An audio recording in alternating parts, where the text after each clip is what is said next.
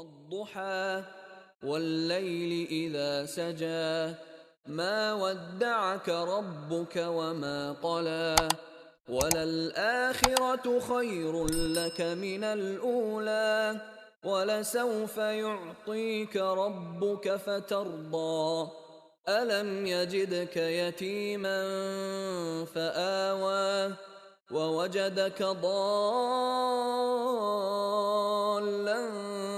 فهدى ووجدك عائلا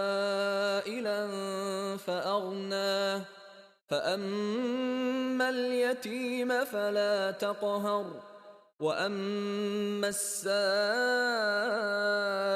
فلا تنهر وأما بنعمة ربك فحدث. السلام عليكم ورحمة الله وبركاته. الحمد لله رب العالمين والصلاة والسلام على أشرف الأنبياء والمرسلين وعلى آله وصحبه والناس أجمعين. رب اشرح لي صدري ويسر لي أمري واحلل عقدة من لساني يفقهوا قولي.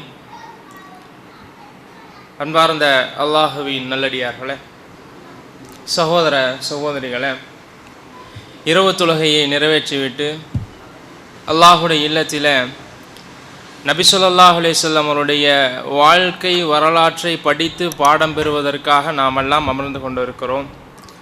அல்லாஹ் சுப்ஹானஹு வ தஆலா இந்த சபையில் நம்ம எல்லாம் எப்படி ஒன்று சேர்த்தானோ அதே போன்று நாளை மறுமையில் ஜன்னத்துல் ஃபிர்தௌஸ் என்னும் சொர்க்கத்தில் நம்மையும் நம்முடைய குடும்பத்தார்களையும் ஒன்று சேர்க்க வேண்டும் என்ற பிரார்த்தனையோடு எனக்கும் உங்களுக்குமான இந்த வரலாற்று செய்தி மற்றும் படிப்பினைகளை ஆரம்பம் செய்கின்றேன்.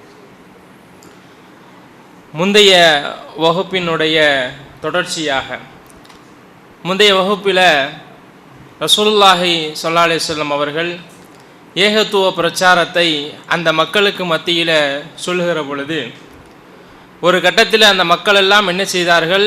ரசூலுல்லாஹி ஸல்லல்லாஹு அலைஹி வஸல்லம் அவர்களையும் அவர்களுக்கு யாரெல்லாம் ஆதரவாக இருந்தார்களோ, அதாவது இஸ்லாத்தை ஏற்றுக்கொண்டார்களோ, அவர்களெல்லாம் என்ன செஞ்சாங்க? ஊர் ஒதுக்கீடு செய்தார்கள். அதாவது மக்காவிற்கு வெளியே இருக்கக்கூடிய அபு தாலிப் என்று சொல்லக்கூடிய ஒரு கணவாயில் அவர்களெல்லாம் தள்ளி வச்சுட்டாங்க. அவர்களோடு யாரும் பேசக்கூடாது, உறவாடக்கூடாது, உரையாடக்கூடாது, எந்த ஒரு கொடுக்கல் வாங்கலும் இருக்கக்கூடாது என்கின்ற ஒரு ஒப்பந்தத்தையும் போட்டாங்க. இப்போ இந்த மாதிரி ஒரு சூழலில் இருக்கும் பொழுது தான் ரசூலுல்லாஹி ஸல்லல்லாஹு அலைஹி வஸல்லம் அவர்களுக்கு பலதரப்பட்ட ஒரு சோதனைகள் ஏற்படுது. அதுவும் துன்பமான ஒரு வேலைகள் எல்லாம் அங்குதான் அதிகமாக ஏற்பட்டது. அதனாலேயே அந்த வருடத்தை எப்படி அடையாளப்படுத்துவார்கள் என்று சொன்னால் ஆமுல் ஹுஸ்ன், துயர ஆண்டு என்று சொல்லுவார்கள். என்ன சொல்லுவாங்க? துயர ஆண்டு என்று சொல்லுவாங்க. எந்த ஆண்டை? அந்த கணவாய் பள்ளத்தாக்கில் ரசூலுல்லாஹி ஸல்லல்லாஹு அலைஹி வஸல்லம் முஸ்லீம்களையும் ஊர் ஒதுக்கீடு செய்து வச்சாங்களே, அந்த ஆண்டை வரலாற்றில் எப்படி அடையாளப்படுத்துவாங்க? துயர ஆண்டு என்று சொல்லுவார்கள். அந்த பெயருக்கு ஏற்றாற்போல் பலதரப்பட்ட துயரங்களை ரசூலுல்லாஹி ஸல்லல்லாஹு அலைஹி வஸல்லம் அவர்கள் அந்த நேரத்தில் அனுபவித்தார்கள். எந்த அளவிற்கு என்று சொன்னால் சஹாபாக்கள் எல்லாம் ரசூலுல்லாஹி ஸல்லல்லாஹு அலைஹி வஸல்லம் போய் கேட்கிறார்கள், அல்லாஹுடைய தூதரே, சாப்பிடுவதற்கு எதுவும் இல்லாமல் இலைதேலைகளை சாப்பிட்டு எங்களுடைய மலங்கள் எல்லாம் இறுகிவிட்டது, போக முடியலை எங்களால், ஏதாவது நீர் ஆகாரங்கள் ஏதாவது ஏற்பாடு செய்ய முடியுமா என்று கேட்கக்கூடிய அளவிற்கு சோதனை ரசூலுல்லாஹி ஸல்லல்லாஹு அலைஹி வஸல்லம் அவர்களுக்கு. அப்போதான் அல்லாஹ் சுப்ஹானஹு வ தஆலா வசனத்தை இறக்குகிறான், வலனபுல்லுவன்னக்கும் பிஷைஇம் மினல் ஹௌஃப் வல் ஜூஅ் வ நக்ஸின் மினல் அம்வால் வல் அன்ஃபுஸ் வஸ்ஸமராத். உங்களை நாம் சோதிப்போம். எப்படி சோதிப்போம்? பலதரப்பட்ட வ நக்ஸின் மினல் அம்வால், பொருளாதாரத்தை எடுத்து, தோட்ட துறவங்களை எடுத்து, உயிர்களை எடுத்து, பலதரப்பட்ட சோதனைகளை கொடுத்து உங்களை நாம் சோதனை செய்வோம். வபஷிரி ஸாபிரீன், அந்த சோதனையின் பொழுது பொறுமையாக இருக்கக்கூடியவர் நற்செய்தி அடைந்து கொள்ளட்டும் என்பதாக என்ன செய்தான்? அல்லாஹ் வசனத்தை இறக்குகிறான். இப்படிப்பட்ட பலதரப்பட்ட வாழ்க்கையில் சோதனைகள் ஏற்பட்டாலும் குறிப்பாக நெருங்கிய உறவு, தான் நேசிக்கக்கூடிய உறவு ஒன்று இழக்கும் பொழுது அந்த உயிர் பிரிவு என்பது இருக்கிற அது பெரிய ஒரு கஷ்டம். அப்படிதானே இல்லையா? அவருடைய வாழ்க்கையில் எவ்வளவுதான் பொருளாதார நெருக்கடி என்று பல சோதனைகள் வந்தாலும் கூட உயிரை எடுத்து சோதிப்பு என்பது பெரிய ஒரு சோதனை, அப்படிதானே இல்லையா? அப்படிப்பட்ட சோதனையும் அந்த பள்ளத்தாக்கில் ரசூல் ஸல்லல்லாஹு அலைஹி வஸல்லம் அவர்களுக்கு நிகழ்கிறது. யார் மரணிக்கிறார்? முதலாவதாக தன்னை சிறிய வயதிலிருந்து தாயாக, தந்தையாக, உறவாக தன்னை அரவணைத்து வளர்த்த தன்னுடைய சிறிய தந்தை யார்? அபூ தாலிப் அந்த இடத்தில் மரணிக்கிறார்கள். மரண தருவாயை எட்டுகிறார்கள். அப்பொழுது ரசூலுல்லாஹி ஸல்லல்லாஹு அலைஹி வஸல்லம் அவங்க தன்னுடைய சிறிய தந்தை இடத்தில் போய் சொல்கிறாங்க, சிறிய தந்தையே, குல் லா இலாஹ இல்லல்லாஹ், லா இலாஹ இல்லல்லாஹ்ன்ற ஒற்றை கலிமாவை சொல்லுங்க. அந்த மரண தருவாயில் சொல்கிறாங்க. ரசூல் ஸல்லல்லாஹு அலைஹி வஸல்லம் அவங்க மரண செய்தியை கேட்டு உடனே ஓடி போய் இந்த பேச்சுவார்த்தை நடக்குது. லா இலாஹ இல்லல்லாஹ் என்ற ஒற்றை வார்த்தையை நீங்கள் சொல்லுங்கள், அல்லாஹ்விடத்தில் உங்களுக்காக நான் பரிந்து பேசுகிறேன். ரசூலுல்லாஹி ஸல்லல்லாஹு அலைஹி வஸல்லம் அவர்கள் இவ்வளவு சொல்லியும் அருகில் இருந்து பல குஃபார்கள், குறைஷிகள் என்ன செய்கிறான்னு சொன்னால் குழப்புறாங்க. அப்துல் முத்தலிபுடைய மார்க்கத்தை விட்டும் அபு தாலிபே நீங்கள் மாறப்போகிறீர்களா என்று சொன்னவுடன் அவர் உணர்ச்சிக்கு அடிமையாக என்ன செய்கிறார்? அப்படியே அப்துல் முத்தலிபுடைய மார்க்கத்தில் நான் இருக்கப் போகிறேன் என்ற முடிவில் உறுதியாக ஆகிவிட்டு அதிலேயே மரணிக்கிறார். அப்போ இதிலிருந்து நம்ம விளங்கக்கூடிய முக்கியமான ஒரு விஷயம் என்னவென்று சொன்னால், அல்லாஹ் சுப்ஹானஹு வ தஆலா நேர்வழி ஹிதாயத் என்கின்ற அந்த மாபெரும் அருளை தான் நாடியவர்களுக்குத்தான் அல்லாஹ் கொடுக்கிறான். காரணம், அந்த மரண தருவாயில் ரசூலுல்லாஹி ஸல்லல்லாஹு அலைஹி வஸல்லம் அவர்கள் சொன்ன வார்த்தை என்ன தெரியுமா? லா இலாஹ இல்லல்லாஹ் என்ற ஒரு வார்த்தையை சொல்லுங்க, அல்லாஹ்விடத்தில் உங்களுக்காக நான் பரிந்து பேசுகிறேன் என்று சொன்னார்களே, அல்லாஹ் வசனத்தை இறக்குகிறான், இன்னக லா தஹ்தி மன் அஹ்பப்த, நபியே நீ நேசிக்கக்கூடியவருக்கெல்லாம் இந்த நேர்வழி கிடைக்காது. நீ யாரை நேசிக்கிறாயோ அவர்களையெல்லாம் அல்லாஹ் நேர்வழி பெறவிட மாட்டான், அவர்களுக்கெல்லாம் நேர்வழி கிடைக்காது. வல்லாஹு யஹ்தி மையஷா, அல்லாஹ் யாரை நாடுகிறானோ, அல்லாஹ் யாரை விரும்புகிறானோ அவர்களுக்குத்தான் நேர்வழி கிடைக்கும் என்று அல்லாஹ் வசனத்தை இறக்குகிறான். அப்போ அபு தாலிபிற்காக ரசூலுல்லாஹி ஸல்லல்லாஹு அலைஹி வஸல்லம் சொன்னார்கள், அவர்கள் அல்லாஹ் எனக்கு ஒரு தடையை ஏற்படுத்துகிற வரை உங்களுக்காக நான் என்ன செய்வேன்? அல்லாஹ்விடத்தில் பாவ மன்னிப்பு கேட்பேன் என்று சொன்னார்கள். அல்லாஹ் அதற்கும் ஒரு வசனத்தை இறக்குகிறான், உமா கேன லின் நபி வல்லதீன ஆமனு, நபிக்கோ அவரோடு ஈமான் கொண்டவருக்கோ ஆகுமானது அல்ல ஐயஸ்தக்ஃபிரு லில் முஷ்ரிகீன், முஷ்ரிக்கீன்களுக்காக அல்லாஹ்விடத்தில் பாவ மன்னிப்பு தேடுவது ஆகுமானது அல்ல என்று என்ன செய்கிறான்? அல்லாஹ் வசனத்தை இறக்குகிறான். அவர் நெருங்கிய உறவினராக இருந்தாலுமே சரியே என்று அல்லாஹ் வசனத்தை இறக்குகிறான். அப்போ நேர்வழி என்பது அல்லாஹ் யாரை விரும்புகிறானோ, அல்லாஹ் யாரை நேசிக்கிறானோ அவர்களுக்குத்தான் கிடைக்கும். அல்லாஹ் சுப்ஹானஹு வ தஆலா பலவிதமான நியாமத்துகளை நம்மளுக்கு வழங்கி இருக்கிறான். அந்த நியாமத்திலேயே மகத்தான ஒரு நியாமத்து என்ன தெரியுமா? இஸ்லாம், இந்த ஹிதாயத். இதை உணர வேண்டும் என்று சொன்னால் பாருங்க, எத்தனையோ இறை தூதர்கள் இந்த ஹிதாயத்திற்காகத்தான் அல்லாஹ்விடத்தில் துஆ செய்தார்கள். இறைவா, என்னுடைய மனைவிக்கு இதை கொடு, என்னுடைய தகப்பனுக்கு இதை கொடு, என் பிள்ளைக்கு இதை கொடு என்று சொல்லி பல இறை தூதர்கள் அல்லாஹ்விடத்தில் கையேந்தினார்கள். அப்படிதானே இல்லையா? ரசூலுல்லாஹி ஸல்லல்லாஹு அலைஹி வஸல்லம் அவர்களும் கேட்கிறார்கள். ஆனாலும் என்ன செய்யல? அல்லாஹ் கொடுக்கலையே. நபி இப்ராஹிம் அலைஹிஸ்ஸலாம் அவர் தந்தைக்காக கேட்டார்கள். நபி நூஹ் அலைஹிஸ்ஸலாம், நபி லூத் அலைஹிஸ்ஸலாம், எத்தனோ இறை தூதர்கள் தன் குடும்பத்திற்காக கேட்டார்கள் இல்லையா? அவர்களுக்கெல்லாம் கொடுக்காத அந்த நிஅமத், அந்த இஸ்லாம் அல்லாஹ் நமக்கு கொடுத்திருக்கிறான் என்று சொன்னால், அல்லாஹ் நம்ம எவ்வளவு நேசிக்கிறான், அல்லாஹ் நம்ம எவ்வளவு விரும்பி இருக்கிறான், நமக்கு எவ்வளவு நலவை நாடி இருக்கிறான். அப்போ அப்படிப்பட்ட இஸ்லாத்தை நாம் தக்க வைத்துக் கொள்வதற்கு முயற்சி செய்ய வேண்டும். இஸ்லாத்தில் வந்தது வாழ்வது பெரிதல்ல, இதே இஸ்லாத்தில் இருந்து மரணிப்பது தான் பெரிய விஷயம். அதனால்தான் ரசூலுல்லாஹி ஸல்லல்லாஹு அலைஹி வஸல்லம் அவர்கள் ஒவ்வொரு உரை ஆரம்பம் செய்யும் பொழுது ஒரு வசனத்தை ஓதுவார்கள், யா அய்யுஹல்லதீன ஆமனு இத்தகுல்லாஹ் ஹக்க துகாத்தி வலா தமூதுன்ன இல்லா வஅன்தும் முஸ்லிமூன். மனப்பாடம், எல்லாருக்கும் மனனம். என்ன அர்த்தம்? நீங்கள் முஸ்லிம்களாக வேண்டி மரணித்து விடாதீர்கள். ரசூல் ஸல்லல்லாஹு அலைஹி வஸல்லம் அவர்களோடு அமர்ந்து வஹியை பதிவு செய்த ஒரு நபர் முர்த்ததாகி போனார். ரசூலோடு அமர்ந்து வஹியை பதிவு செய்கிறாருங்க, அதில் ஒரு நபர் முர்த்ததாகி போனார் என்று சொன்னால், அப்போ நம்மளாம் எவ்வளவு கவனமாக இருக்கணும் அல்லாஹ் கொடுத்த அந்த ஹிதாயத்தை பாதுகாப்பதற்கு. நான் எப்படிங்க வழி தவறி போவேன் என்ற சிந்தனை யாருக்காவது இருக்குதா? நான் வழி தவறி போவதற்கான வாய்ப்பு இருக்கிறதா? நான் அல்லாஹ்வை விட்டு வேறு ஏதாவது ஒரு மார்க்கத்தின் பக்கம் நான் செல்வேனா? அதற்கெல்லாம் வாய்ப்பே கிடையாதுங்க என்று சொல்ல முடியுமா? யாராவது சொல்ல முடியுமா? அல்லாஹ் சுப்ஹானஹு வ தஆலா குர்ஆனிலே ஒரு நபரை உதாரணம் காட்டுகிறான் நமக்கு. சூரத்துல் அன்ஃபால் என்று சொல்லக்கூடிய ஒரு அத்தியாயம் 175 176 இந்த 2 வசனம் எடுத்து படித்து பாருங்க. 7வது அத்தியாயம் 175 176 அல்லாஹ் சொல்கிறான், வத்லு அலைஹின் நபவுன், நபியே ஒரு மனிதனுடைய வரலாற்றை இந்த மக்களுக்கு சொல்லுங்கள். யார் அந்த மனிதன்? நபி மூசா அலைஹிஸ்ஸலாமுடைய காலத்தில் வாழ்ந்தவன் என்று அப்துல்லா இப்னு அப்பாஸ் ரலியல்லாஹு அன்ஹு அவர்கள் தஃப்சீர் கொடுக்கிறார்கள் இந்த வசனத்திற்கு. இந்த மனிதன் மூசா அலைஹிஸ்ஸலாமுடைய காலத்தில் வாழ்ந்த ஒரு மனிதன். அவனுடைய பெயர் பல்ஆம் பின் பாஊரா என்று சொல்லப்படும். கேள்விப்பட்டிருக்கிறீங்களா? பல்ஆம் பின் பாஊரா என்று சொல்லப்படும். அல்லாஹ் சொல்லுகிறான், அவன் எப்படிப்பட்டவன் தெரியுமா? ஆத்தைனாஹு ஆயாத்துனா, நம்முடைய அத்தாட்சிகளை அவனுக்கு வழங்கி இருந்தோம். அல்லாஹ் அத்தாட்சிகள் வழங்கப்பட்ட ஒரு மனிதன். எப்படிப்பட்ட அத்தாட்சி? அல்லாஹ்விற்கென்று அஸ்மாவுல் ஹுஸ்னா, அழகிய பெயர்கள் இருக்கிறது, அப்படிதானா இல்லையா? இதுல அல்லாஹ்விற்கு மட்டுமே தெரிந்த சில பெயர்கள் இருக்கிறது. அல்லாஹ் யாருக்கும் அறிவிக்காத, யாருக்கும் தெரிவிக்காத, அல்லாஹுடைய அறிவில் மட்டுமே இருக்கக்கூடிய சில பெயர்கள் இருக்கிறது. அப்படிப்பட்ட பெயர்களை இந்த பல்ஆமிற்கு அல்லாஹ் கற்றுக் கொடுத்திருந்தான்.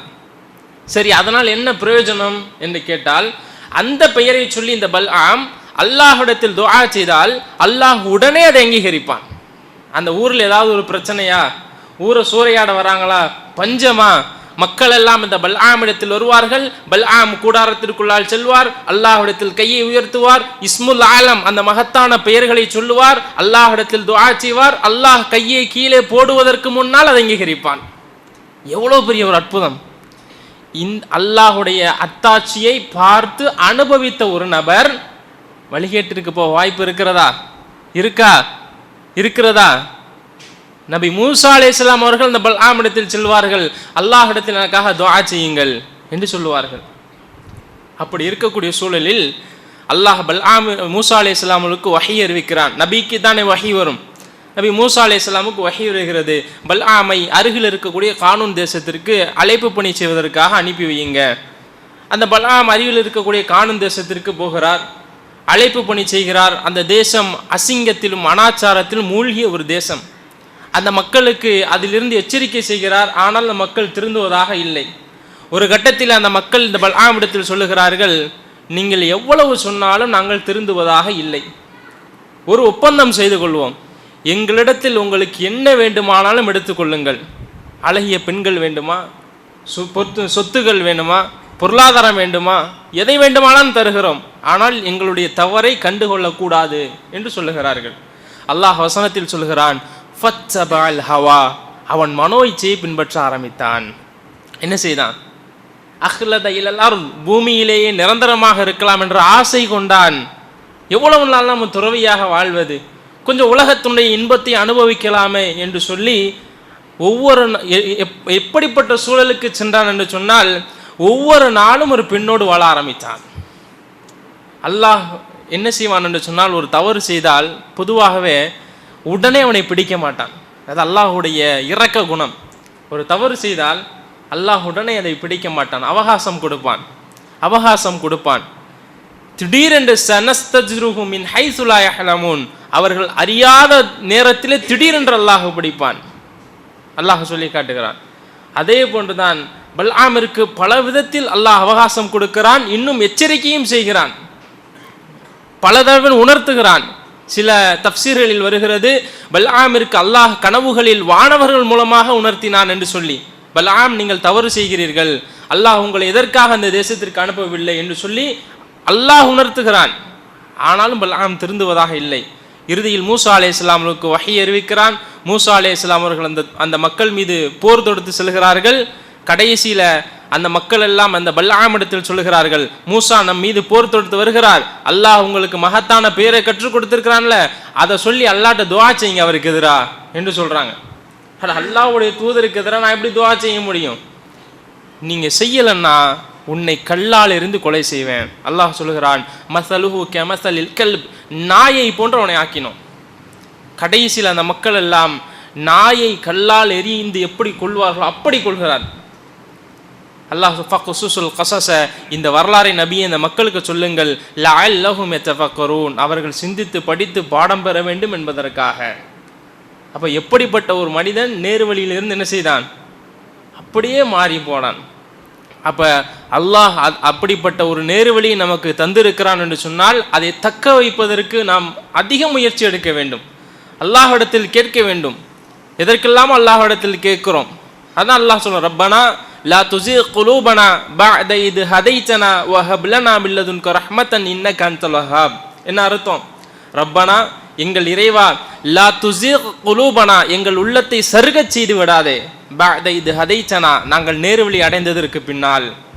இந்த உலகத்திலேயே எப்படி மிகப்பெரிய அருள் கொடை இந்த இஸ்லாமாக இருக்கிறதோ, இந்த உலகத்திலேயே அதே போன்று மகத்தான கைசேதம் என்று ஒன்று இருக்கும் என்று சொன்னால் நேர்வழி இதுதான் என்று தெளிவாக தெரிந்ததற்கு பின்னால் ஒருவன் வழிகேட்டிற்கு செல்கிறானே, அதான் பெரிய கைசேதம்.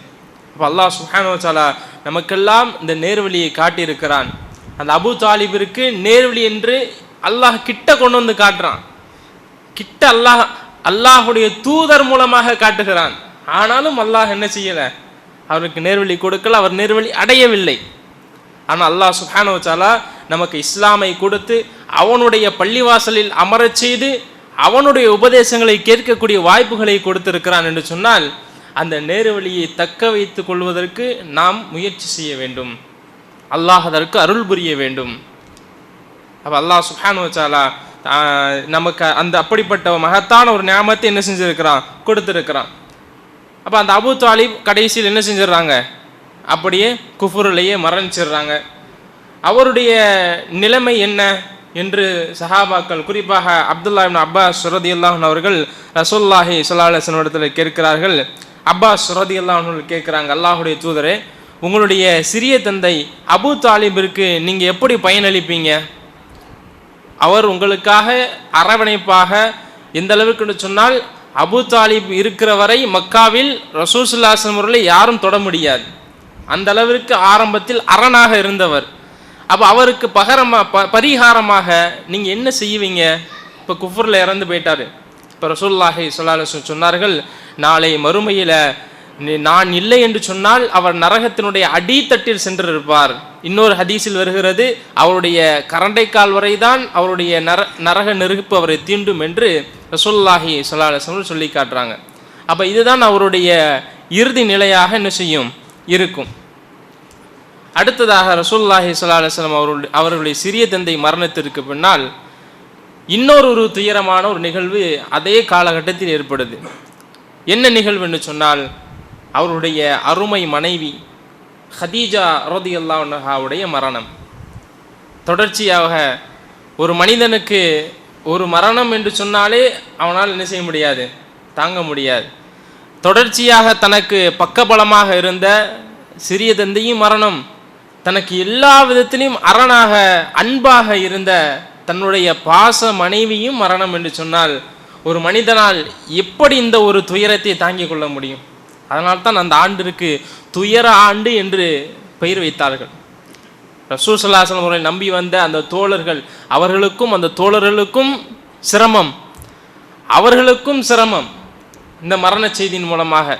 அதனால்தான் அந்த வருஷத்தை துயர ஆண்டு என்று வரலாற்று அறிஞர்கள் என்ன செய்கிறாங்க, அறிமுகப்படுத்துகிறார்கள், பெயர் சூட்டுகிறார்கள்.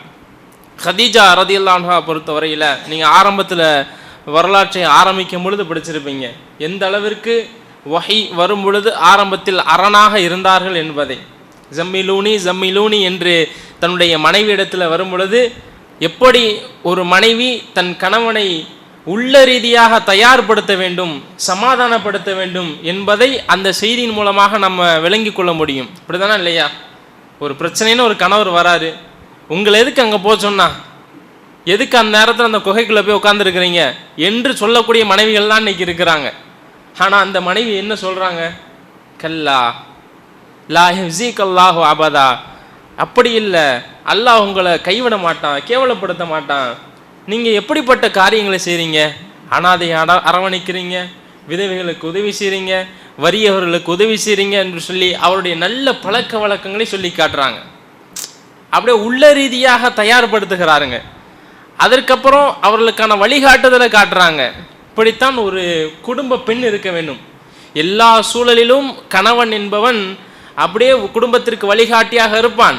ஆனால் சில நேரங்களில் சில சூழல்களில் ஏதோ ஒரு வேதனை, ஏதோ ஒரு சூழல் அவனுடைய உள்ளத்தை அப்படியே ஒரு நிமிஷம் சிதைச்சிரும். அப்போ அவன் தடுமாறுகிற பொழுது அவனுக்கு தூணாக இருக்க வேண்டியது அவனுடைய துணைவி தான். அதற்கு மிகச்சிறந்த உதாரணம் ஹதீஜா ரலியல்லாஹு அன்ஹா. ரசூல் ஸல்லல்லாஹு அலைஹி வஸல்லம் அவர்கள் பல நேரங்களில் சொல்வார்கள், இதோ இருக்கிறாளே இந்த ஹதீஜா என்னுடைய அன்பு மனைவி, மக்கள் எல்லாம் என்னை நிராகரித்த பொழுது இந்த ஹதீஜா என்னை நம்பினாள். ரசூல் ஸல்லல்லாஹு அலைஹி வஸல்லம் சொல்வார்கள், சஹீஹ் புகாரியில் வரக்கூடிய செய்தி, மக்கள் எல்லாம் என்னை பொய்ப்பித்த பொழுது இந்த ஹதீஜா ரலியல்லாஹு அன்ஹா இவர் என்னை நம்பினார், என்னை உண்மைப்படுத்தினார். மக்கள் எல்லாம் என்னை ஒதுக்கிய பொழுது இவர் அவருடைய பொருளாதாரத்தை எனக்கு கொடுத்து தன்னை சேர்த்து கொண்டார். இந்த ஹதீஜாவின் மூலமாகத்தான் அல்லாஹ் சுப்ஹானஹு வ தஆலா எனக்கு குழந்தை பாக்கியத்தை அல்லாஹ் கொடுத்தான். மற்ற பெண்களை விட, மற்ற மனைவிமார்களை விட ஹதீஜா ரலியல்லாஹு அன்ஹா மூலமாகத்தான் அல்லாஹ் வாரிசை ரசூல் ஸல்லல்லாஹு அலைஹி வஸல்லம் அவர்களுக்கு அல்லாஹ் கொடுக்கிறான். அதை ரசூல் ஸல்லல்லாஹு அலைஹி வஸல்லம் அடிக்கடி நினைவு கூறக்கூடியவராக இருப்பாங்க.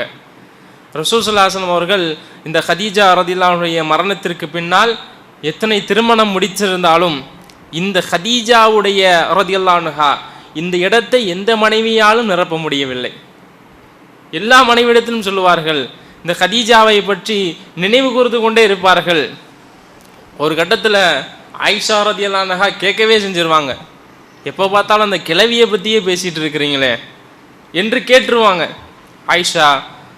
அப்பையும் ரசூல் ஸல்லல்லாஹு அலைஹி வஸல்லம் சொல்வார்கள், மக்கள் எல்லாம் என்னை ஒதுக்கிய பொழுது இந்த ஹதீஜா என்னை நம்பி எனக்கு அரவணைப்பாக பக்கபலமாக இருந்தார் என்று ரசூலுல்லாஹி ஸல்லல்லாஹு அலைஹி வஸல்லம் சொல்லி காட்டுவார்கள். இன்னும் தன்னுடைய வீட்டில் ஏதாவது ஒரு விசேஷமாக, ஏதாவது ஸ்பெஷலாக ஒரு குழம்பு செய்கிறாங்க, ஒரு இறைச்சி வருது என்று சொன்னால் ஹதீஜாவுடைய தோழிகளுக்கு இதை கொடுத்து அனுப்புங்கள் என்று சொல்லுவார்கள். இதெல்லாம் எதை காட்டுது? தன்னுடைய அன்பு மனைவியின் மீது உள்ள அந்த நேசம், அந்த பாசத்தை வெளிப்படுத்தும் விதமாக ரசூலுல்லாஹி ஸல்லல்லாஹு அலைஹி வஸல்லம் நினைச்சுவாங்க, இப்படிப்பட்ட காரியங்களை செய்வார்கள். அதே போன்று இந்த ஹதீஜா ரலியல்லாஹு அன்ஹுடைய சிறப்பை குறித்து சொல்ல வேண்டும் என்று சொன்னால், ரசூலுல்லாஹி ஸல்லல்லாஹு அலைஹி வஸல்லம் அவர்களுக்கு அந்த ஹிரா குகையில் இருக்கின்ற பொழுது சாப்பாடு உணவெல்லாம் எடுத்துகிட்டு வருவாங்க. இப்படி தானே படிச்சிருப்பீங்க. அப்போ ஒரு முறை ஜிப்ரீல் அலைஹிஸ்ஸலாம் அவர்கள் சொல்லுவார்கள், ஹதீஜா உங்களிடத்தில் வருகிறார், உணவெடுத்து வருகிறார், அல்லாஹ்வின் சார்பாகவும் என் சார்பாகவும் அவருக்கு சலாம் சொல்லுங்கள் என்று ஜிப்ரீல் அலைஹிஸ்ஸலாம் அவர்கள் சொன்னார்கள். அது மட்டுமல்லாமல் அவருக்கு ஒரு நற்செய்தியை சொல்லுங்கள், எந்த ஒரு துன்பமும் துர்பாக்கியமும் இல்லாத சுவனத்தில் அவருக்கு ஒரு முத்தால் ஆன மாளிகை இருக்கிறது என்று சுவன செய்தி சொல்லுங்கள் என்று ரசூலுல்லாஹி ஸல்லல்லாஹு அலைஹி வஸல்லம் ஜிப்ரீல் அலைஹிஸ்ஸலாம் அவர்கள் செய்கிறாங்க, சொல்லி காட்டுகிறார்கள். இப்போ இந்த அளவுக்கு சிறப்பை பெற்ற ஹதீஜா ரலியல்லாஹு அன்ஹாவுடைய இழப்பும் இறப்பும் அந்த ஒரு ஆண்டில் தான் என்ன செய்கிறது, ஏற்படுகிறது.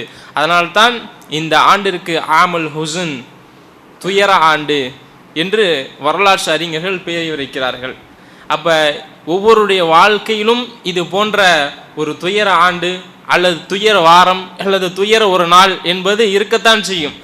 ஒவ்வொருடைய வாழ்க்கையிலும் எப்பொழுது கஷ்டம் வரத்தான் செய்யும். சந்தோஷமான வாழ்க்கை மட்டுமே இருக்காது, கஷ்டமும் நஷ்டமும் என்ன செய்யும், வரத்தான் செய்யும். அப்படிப்பட்ட சூழலில் ரசூலுல்லாஹி ஸல்லல்லாஹு அலைஹி வஸல்லம் அவர்கள் அதற்கடுத்து எப்படி மீண்டு வருகிறார்கள், அதற்கடுத்து என்னென்ன வாழ்க்கை அவர்களுக்கு செல்கிறது என்பதை இன்ஷா அல்லாஹ் வரக்கூடிய காலங்களில் தெரிந்து கொள்வோம். பேச்சிலிருந்து ஒரு கேள்வி கேட்போம், பதில் சொல்லக்கூடிய நபருக்கு இன்ஷா அல்லாஹ் ஒரு பரிசு கொடுப்போம். சரியா? இன்ஷா அல்லாஹ். இன்றைக்கு கேட்கக்கூடிய ஒரு கேள்வி என்ன, தெரிஞ்சவங்க கை தூக்குங்க, யாரை சொல்கிறேன்னா அவங்க பதில் சொல்லுங்கள். சரியா? பதிலை சொல்லிட வேணாம்.